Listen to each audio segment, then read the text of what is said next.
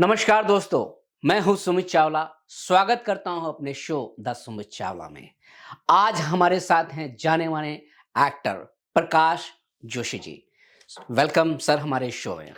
धन्यवाद सुमित भाई, आपके पॉडकास्ट चैनल में मुझे आपने इनवाइट किया। Thank you sir. बहुत बहुत धन्यवाद आपका इसके लिए। सर पहला सवाल मेरा आपसे है जी कि आप कहां से बिलोंग करते हैं?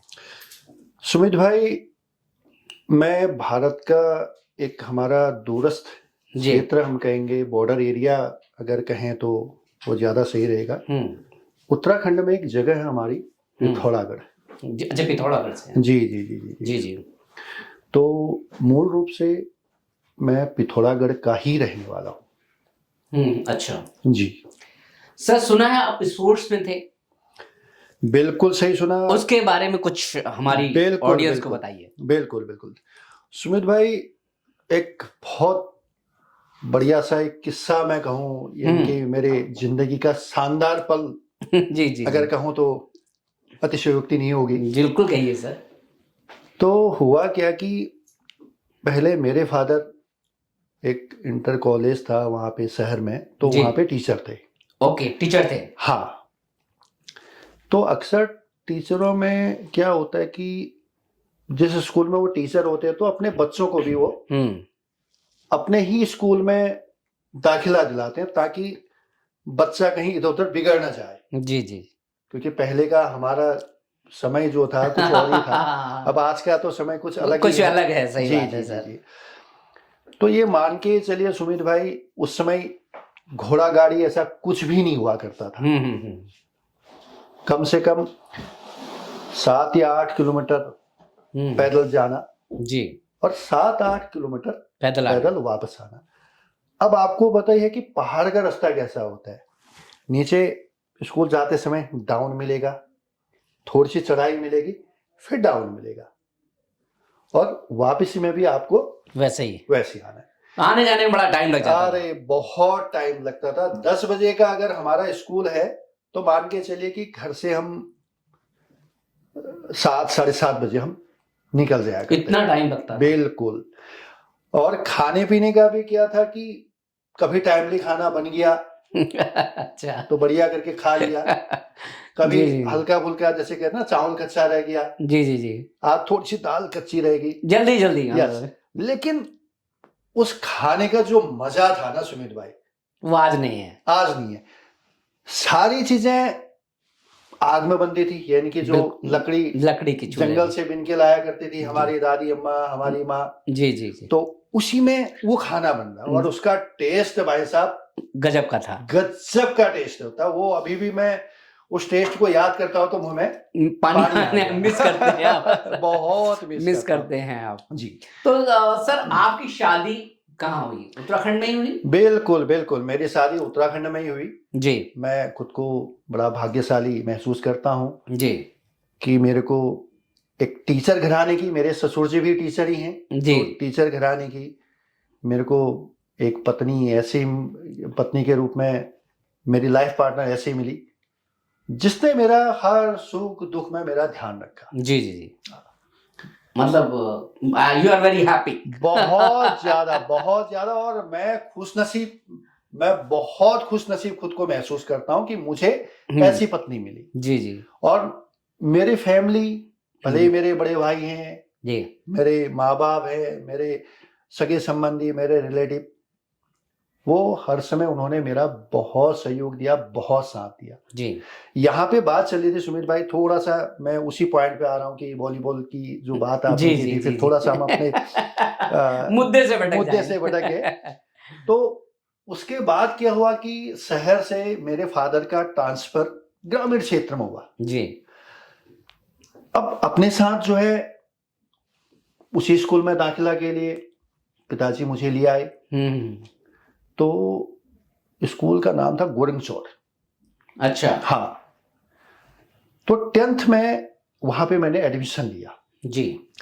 अब गांव का एरिया था, तो गांव के एरिया में क्या होता है, स्कूल तो है लेकिन ग्राउंड, छोटे छोटे ग्राउंड हुआ करते थे जी जी। अब छोटे ग्राउंड होंगे तो उसमें मैक्सिमम जो है वॉलीबॉल खेल पाएंगे। खेले वॉलीबॉल ही खेल पाएंगे, कोई बड़ा उतना जैसे क्रिकेट है होने को तो क्रिकेट भी होता था, लेकिन ज्यादातर गांव घर के लोग वॉलीबॉल खेला करते थे। अब मैं भी शहर से एकदम गांव के स्कूल में गया तो वॉलीबॉल खेला कर रहे थे लोग बाग, तो मैं भी घुस गया उसमें अच्छा अच्छा खेलने के लिए। अब ज्यादा कुछ आता तो था नहीं, अब बॉल आ रही तो ऐसे बॉल को मार रहे हैं, बॉल कभी इधर गिर रही है, कभी उधर गिर रही है, कभी हाथ मारे, कभी नहीं आ रही है। तो उसमें क्या हुआ कि जो दूसरी टीम जो थी तो उन्होंने थोड़ा सा पिंच किया मुझे, उन्होंने कहा अरे पहाड़ी स्टाइल में जो है यार अरे खेलना नहीं आता यार, चल साइड हो, जब खेलना आ जाएगा तब ग्राउंड में आना, तब आना। सुमित भाई मैंने वहीं पे कसम खाई, मैंने कहा यार बात तो सही है, लेकिन खेल क्या होता है मैं तुम्हें कुछ टाइम के बाद दिखाऊंगा। उसके बाद मतलब आपने ठान लिया? Yes, good good good. उसके बाद सुमीर भाई जहां पे मेरा घर था कम से कम मान के चलिए कि 8-10 किलोमीटर के दूर स्टेडियम हुआ करता था। मैंने अपने पेरेंट्स से, हाँ, अपने फादर से इजाजत मांगी, मैंने कहा कि पहाड़ी में कहते हैं बाबू मैं भी जो है वॉलीबॉल सीखने जान मरी हूँ जी। तो फादर ने कहा बेटा बिल्कुल कर, तू कोई दिक्कत नहीं, बहुत अच्छी बात। तो सुमित भाई मैंने जो है वॉलीबॉल सीखी वहीं स्टेडियम में। उसके बाद 4-5 महीने के बाद उन्हीं बच्चों के साथ मैंने वॉलीबॉल खेला जिन्होंने मेरे को पिंच किया था। अच्छा अच्छा अच्छा, मतलब आपकी बात दिल में लग गई। यस, और धीरे धीरे क्या हुआ कि मैं स्मैश बहुत अच्छा मारने लग गया था, क्योंकि शरीर दुबला पतला था। हाइट उस समय कम से कम मान के चले कि 5 फीट 7-8 इंच मेरी उस समय रही होगी। अभी तो मैं 6 फीट 5 इंच का हूँ। अच्छा अच्छा। हमारे माननीय अमिताभ बच्चन जी को भी रिप्लेस कर दिया आपने। जी। तो जी जी, उसके बाद वो वॉलीबॉल का चस्का ऐसा चढ़ा मुझे, स्टेट टूर्नामेंट हुए तो वहां पे मेरा सिलेक्शन, स्टेट में और अच्छा सीखा मैंने। धीरे धीरे क्या हुआ कि अपनी प्रैक्टिस मैंने और कंटिन्यू रखी, कई चीजें मैंने सीखी। और धीरे धीरे क्या हुआ, जैसे कॉलेज हम पहुंचे, कॉलेज टीम में फिर नॉर्थ जोन होता है, तो नॉर्थ जोन में सिलेक्शन। तो धीरे धीरे धीरे करके उस बीच यूपी और उत्तराखंड एक ही हुआ करता था। जी जी जी। तो मैंने 3 साल यूपी की टीम से नेशनल खेला। स्पोर्ट्स कोटे से ही मेरी जॉब ओएनजीसी में भी लगी, जिसमें उस समय के हमारे इंडिया प्लेयर थे सुब्बा राव, अभिजीत भट्टाचार्य, तो इन लोगों के साथ मैंने खेला जी। तो वॉलीबॉल से मेरे को बहुत लगाव रहा, और वॉलीबॉल में मैंने अच्छा एक उस क्षेत्र का एक नाम भी मेरा वॉलीबॉल की वजह से ही मेरे को जाना जाता था। वहाँ पे बीच में बड़े बड़े टूर्नामेंट उस क्षेत्र में जितने भी हुआ करते थे मुझे इनवाइट करते थे अपनी अपनी टीम से खेलने के लिए। जी जी। तो वॉलीबॉल में अच्छा खासा मुकाम मैंने हासिल किया। यस। तो सर ये सब चल रहा था, फिर अचानक आपने बॉलीवुड इंडस्ट्री में आप कैसे आ गए? ये बहुत अच्छा क्वेश्चन है सुमित भाई आपका जी। तो इससे पहले भी थोड़ा सा मैं बीच का जो मेरा वर्क रहा वो आपसे डिस्कस करना चाहूंगा। जी जी बिल्कुल, जनता तो जानना चाहती है। हाँ बिल्कुल। तो स्पोर्ट्स के साथ साथ जो है स्पोर्ट्स में फिर बाद में मेरा एक शौक बना, वो तो मैं एज ए शौक के लिए मैं खेलता रहा। फिर धीरे धीरे मैं घुसा बिजनेस लाइन में। अच्छा। मेरा अपना बिजनेस रहा है जिसमें एक कंप्यूटर है, लैपटॉप, इन्वर्टर, सीसीटीवी कैमरेज, तो इन चीजों का मैं डिस्ट्रीब्यूटर रहा। अच्छा अच्छा। और अपने क्षेत्र में कंप्यूटर किंग के रूप में मुझे जाना जाता। उत्तराखंड में या दिल्ली? यस, उत्तराखंड की बात। अच्छा उत्तराखंड भाई। दिल्ली तो अब आ रहे हम जो है वहां से भाई बिजनेस के बाद फिर मैं बॉलीवुड लाइन पे कैसे आया, क्या टर्न रहा, उस पॉइंट पे आएंगे। जी जी जी। तो लेकिन कुछ ऐसा कहते हैं ना, किस्मत में जो लिखा रहता है वो होके रहता है। और आप ये मान के चले मैं कि जो है जो होता है वो अच्छे के लिए होता है। तो एक दौर ऐसा रहा सुमित भाई कि मेरा जो करोड़ों का बिजनेस था, जी। वो मेरा एक ही झटके में ओ फिनिश हो गया। यस, ओ यानी कि मेरे पास कुछ नहीं रहा। कुछ भी नहीं बचा। ओहो। लेकिन उसके साथ साथ बीच में एक थोड़ा सा आपको एक लाइफ का एक टर्निंग पॉइंट कहें आप या जो भी कहें, वो भी आपसे मैं शेयर करना चाहूँगा। एक मेरा फ्रेंड था जो इंश्योरेंस कंपनी में पूरा उत्तराखंड का हेड था। जी। उसको पता था कि यार प्रकाश जोशी एक ऐसा बंदा है जिसको पूरा उत्तराखंड इसको जानता है। जी। उसने क्या किया कि मुझे इंश्योरेंस का एडवाइजर भी बना दिया था बिजनेस के अच्छा, साथ अच्छा, साथ। जी जी जी। तो इंश्योरेंस का काम बहुत अच्छा किया। 3 साल तक मैं उसमें एक MDRT होता है, जी। मिलियंस डॉलर राउंड टेबल, हम्म। MDRT की डिग्री जो है वो MBA के डिग्री के इक्विवेलेंट मानी जाती है। ओ ग्रेट। अच्छा। क्योंकि हमने वो टारगेट अचीव किया जी। कि जिससे कंपनी ने हमें MDRT की डिग्री दी उसने। डिग्री थी। जी। तो वहां पे भी मेरे लक ने बहुत अच्छा काम नंबर किया। 1 में रहे आप। हाँ, वहां भी आप नंबर 1 Yes. रहे। Good good. तो काफी जब हमारे टूर मिला करते थे तो लगभग उस टूर में इंडिया से जितने भी जो टॉप के लीडर हुआ करते थे वो सब आते थे। और सभी लोग जो है उनसे एक मिलना, या वो लोग मेरे से मिलने के लिए, क्योंकि पर्सनालिटी थोड़ा अलग थी, हेड अलग वो थी, तो बहुत इंजॉय, अलग ही पहचान हो गई Yes. थी आपकी। अलग पहचान थी हाँ, आपकी। तो उनके साथ कभी चुटकुले या कभी जैसे आपने रेडियो में सुना होगा एक अमीन सियानी की आवाज आती थी, जी जी जी। जी हाँ भाई और बहनों, तो भाई आवाज बखूबी निभा के उन लोगों का एक एंटरटेनमेंट के, जी जी जी। तो बड़ा हम लोग ये भी किया करते थे। हम्म। तो इस वजह से उनसे भी बड़ी अच्छी जान पहचान मेरी रही। जी जी तो टर्निंग पॉइंट बॉलीवुड के, अब इस पॉइंट पे मैं आ रहा हूँ। जी तो सुमित भाई लाइफ में जो है बहुत बड़ा झटका लगा। जी। जो करोड़ों का बिजनेस जो था वो एक ही पल में जीरो हुआ। तो अब काम तो कुछ ना कुछ करना ही था। बिल्कुल। मैं अपने शहर से बाहर निकल पड़ा। हम्म।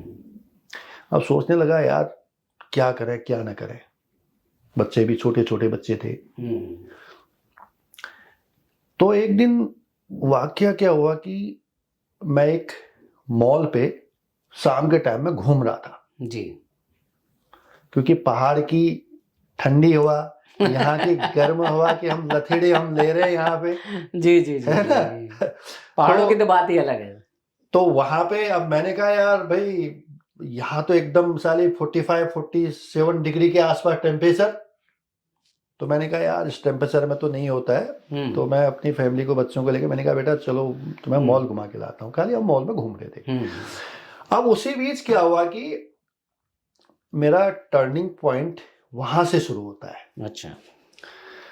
साउथ की एक आकृति क्रिएशन करके कास्टिंग जो है एजेंसी जिनकी चलती है साउथ में, तो वो लोग आए थे उसी मॉल पे। ओके। तो दिन भर उनकी कास्टिंग चल रही होगी, तो शाम को घूमने के लिए आए थे। अब क्या हुआ कि जो उनकी जो टीम थी, जो कास्टिंग डायरेक्टर जो लोग थे, तो मेरे को ऐसे देखे। अब ऐसे मैंने कहा यार क्या कर रहे हैं, कर दिया आपने? मैंने कहा यार मेरे को गाली तो नहीं कर रही है। मैं भी ऐसे देख रहा हूँ। मैंने कहा यार थोड़ा गुस्से में मैंने भी अच्छा अच्छा अच्छा। ओके, आपने भी लुक दिया एकदम। Oh good. तो यहां से क्या हुआ सुमित आप भाई, भी रहमान डकैत की तरह उसको लुक दे रहे हैं। यस। अब सुनिए तो हुआ क्या यहाँ पे। Good good good. उनकी असिस्टेंट माही जी। वो आई। अच्छा। पहले वो अपनी भाषा में तुम पता नहीं क्या क्या बोल रही हो। अच्छा अच्छा। तो मैं भी आई है यार। Okay okay great. हाँ, लेकिन उनके साथ क्या था कि हमारे दिल्ली का ही कास्टिंग सपोर्टिंग हाँ असिस्टेंट जो है, यस, वो भी उनके साथ था। तो वो मेरे से बात करने लगा, सर ये साउथ से हैं जी, ये शिवनु बाबू और ये माही मैडम है। तो बेसिकली सर ये यहाँ पे कास्टिंग के लिए आए। ग्रेट। और वो नया फेस वो ढूंढ रहे हैं जी। और सर आपकी जैसी हाइट, आपके जैसे लुक का हमें जी बंदा चाहिए जी। तो क्या आप मूवी में काम करना चाहोगे? अच्छा। मैंने कहा यार नेकी और पूछ पूछ पूछ। पूछ ठीक है, तो मैं भी थोड़ा सा, मैंने कहा अरे सर आप क्यों भी नहीं काम एटीट्यूड करेंगे? में आ गए मतलब। मैंने कहा गुड सर गुड, क्यों नहीं काम करना चाहेंगे, बिल्कुल काम करेंगे। बिल्कुल। तो वो कहने लगे कि सर कुछ आपने कर रखा है? हम्म, अब सुमित भाई देखो, जो चीज लिखी रहती है ना, जी, उसका सब कुछ भगवान पहले से ही लिखे रहता है। डिसाइड कर देते हैं बिल्कुल। मेरे को बहुत अच्छी तरह याद है, वहां पे जब मैं अपने शहर में था, हम्म, तो दिन के टाइम में जब मैं अपनी शॉप से बाहर निकलता था, तो आसपास के कई लोग मेरे से कहा करते थे, जो मेरे चाहने वाले थे। जी। वो कहते थे कि यार जोशी जी, यार आप कहाँ, यार यहाँ शहर में कहाँ भटक रहे हो यार, आप जाओ बॉलीवुड में, आप मॉडलिंग करो। अच्छा अच्छा। भाई साहब आपके हाइट का, आपके लुक का यार कोई बंदा नहीं है। एक पंत जी थे, वो बेचारे बार बार मुझे पंच किया करते थे, अरे सर आपकी, यार मैं कह तो रहा हूं आपके लिए ये शहर नहीं है, आप जाओ वहां। तो सुमित भाई, अब मैंने थोड़ा बात वो ध्यान में रही, मैंने कहा यार बॉलीवुड कह रहे हैं, ये मॉडलिंग भी कह रहे हैं, तो यार कुछ ना कुछ तो सीखना पड़ेगा। तो उन दिनों वहां पे रामलीला पहाड़ों में, पता ही आपको, रामलीला है, नुक्कड़ नाटक है, तो वो चला करती है पहाड़ों में जी। तो मैंने कहा यार क्यों ना थिएटर की शुरुआत रामलीला से की जाए। बहुत बढ़िया। तो वहां पे एक अपना भाई था विजय भट्ट, और एक योगेश भट्ट। तो इन बेचारों ने मुझे बहुत गाइड किया, बड़ा मोटिवेट मेरे को किया करते थे कि अरे दादा यार आपकी हाइट तो ऐसी, आप राक्षस के कैरेक्टर में, जैसे रावण का कैरेक्टर है, कुंभकर्ण का कैरेक्टर है, मेघनाथ का कैरेक्टर है, यार आप जैसे हाइट के चाहिए।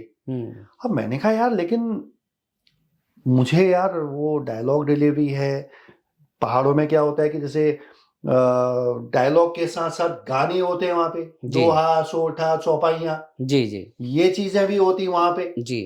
जैसे दिल्ली की रामलीला देखें या यहाँ की रामलीला देखें तो यहाँ पे सिर्फ डायलॉग होते हैं, लेकिन वहां पे डायलॉग के साथ साथ सॉन्ग्स भी होते हैं। हाँ, सॉन्ग होते हैं। हाँ, तो अब वो सॉन्ग यार, वो थोड़ा सा, क्योंकि तबले में, हारमोनियम में वो बिठाना थोड़ा सा टेढ़ी खीर हुआ करते थी मेरे लिए, तो उन लोगों ने मुझे गाइड किया जी।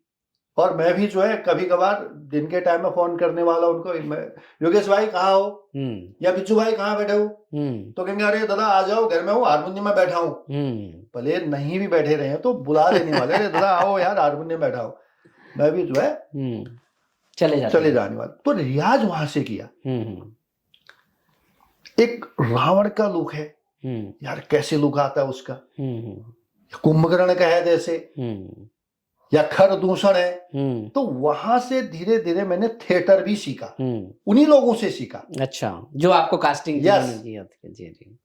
तो अब वो चीज यहाँ पे जब मेरे को साउथ वालों ने पूछा, उन्होंने सर आपने थिएटर किया, मैंने कहा यार मन में कहा, मैंने हाँ थिएटर तो किया है, मैंने कहा हाँ सर बिल्कुल किया है। अच्छा। वो भी लाइव थिएटर जो चलते हैं वो मैंने किया है सर जी, कोई कट पेस्ट नहीं, जो चीज चल रही है तो लाइव चल रही है जी।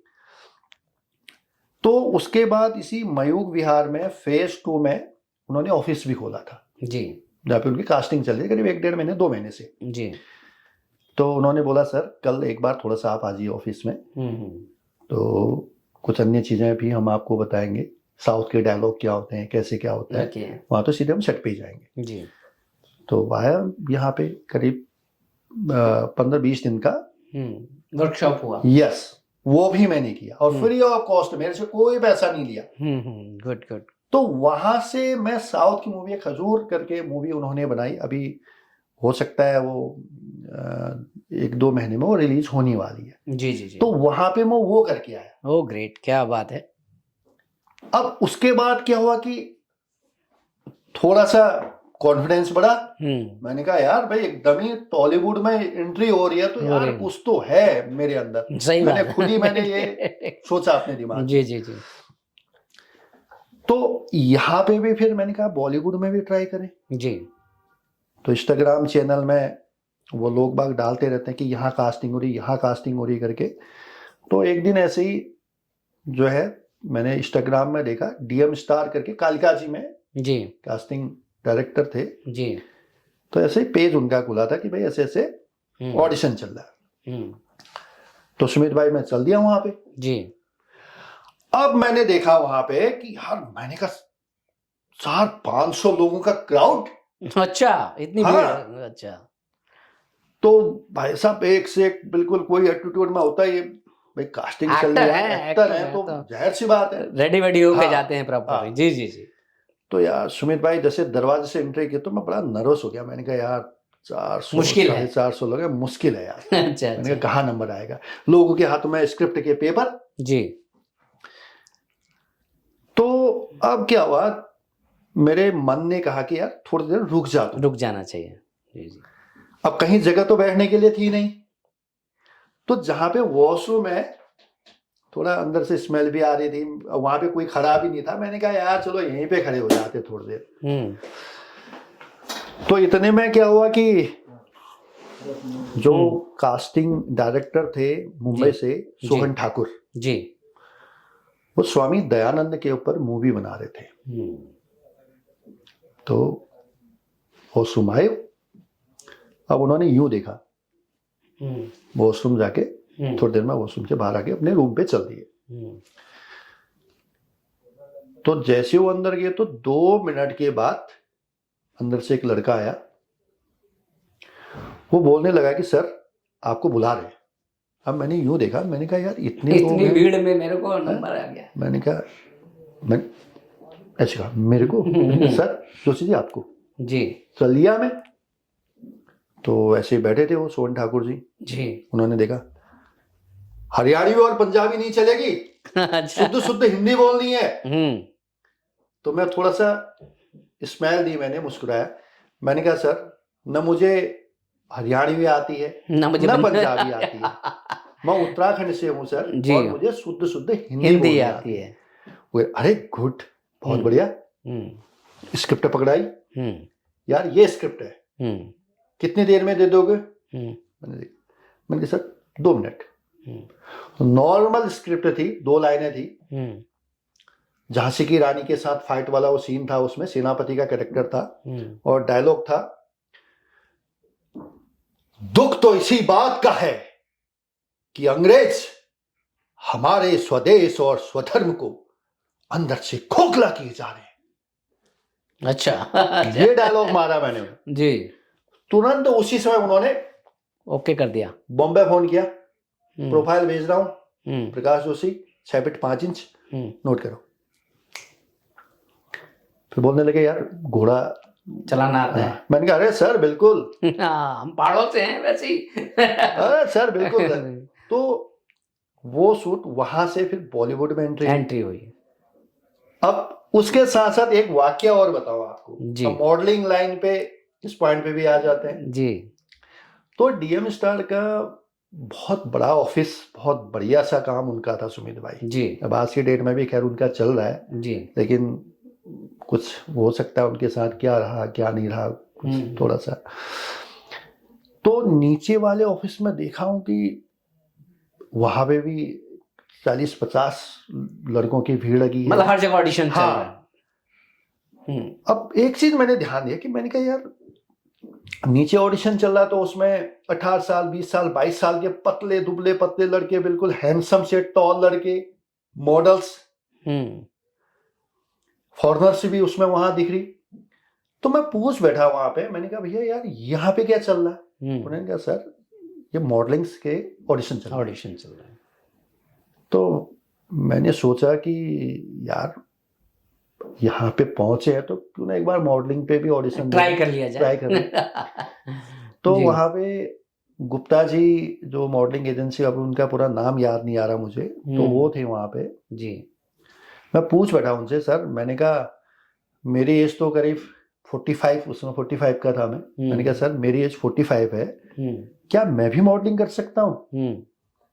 तो बोलते सर मॉडलिंग की कोई एज नहीं होती, एज नहीं होती सर आप ट्राई कीजिए ना जी। तो चले गया, पेपर में नाम नोट किया, प्रकाश जोशी हायर्ड, ये सो इस टाइप से। तो अंदर बैठ गया मैं भी ऐसे ही जी। अब मैंने एक चीज गौर की, मैंने कहा यार ये बच्चे जो एक लाइन है यहाँ पे यू सीधे चल रहे हैं और टर्न होते समय ये पाँव को ऐसे टर्न कर रहे हैं, और बिल्कुल एक मॉडलिंग में एक होता है एक एटीट्यूड, यानी कि बिल्कुल अंदर से होना चाहिए। वो चीज़ें मैंने वहाँ पे गौर की। मैंने कहा यार ये चीज़ें ऐसे ऐसे कर रहे हैं बच्चे, और मैं भी अगर इस चीज़ को फॉलो करूँ तो हो सकता है हो जाए। हो जाए। तो जैसे ही मेरा नंबर आया, करीब 32 या 33 वाला मेरा नंबर था, तो मार दिया ऐसे ही, रैंप वॉक ठीक हो गया। उसके बाद जब फाइनल लिस्ट, उन्होंने कहा पहले हम टॉप 15 को शॉर्ट लिस्ट कर रहे हैं, तो जो टॉप 15 होंगे तो वो अंदर आ जाएंगे। तो नंबर 1 प्रकाश जोशी। क्या बात है सर, ग्रेट सर, क्या बात है सर। सुमित भाई, ग्रेट सर, ग्रेट। वो पल भी मेरे जिंदगी में ना, मैंने कहा यार कुछ भी ऐसी चीज नहीं है जो नहीं हो सकती, सर। बड़ा बड़ा थैंक यू सो मच, आपने बड़ा अपना जो कीमती समय निकाला है इस शो के लिए। तो सर आप देख रहे हैं हमारे साथ प्रकाश जोशी जी को, तो thank you so much Prakash ji, हमें टाइम देने के लिए धन्यवाद। और आप सुना बहुत सारी फिल्में कर रहे हैं इस वक्त, हम ऊपर वाले से प्रार्थना करेंगे कि आप इसी तरह आगे बढ़ते रहें, आप कामयाब होते रहें और लोगों का एंटरटेनमेंट करते रहें। तो ये थे हमारे साथ Prakash ji, thank you so much. मिलते हैं अगली किसी एपिसोड में किसी नई सेलिब्रिटी के साथ, तब तक के लिए शुरुआती शब्बा खैर। Thank you. Thank you.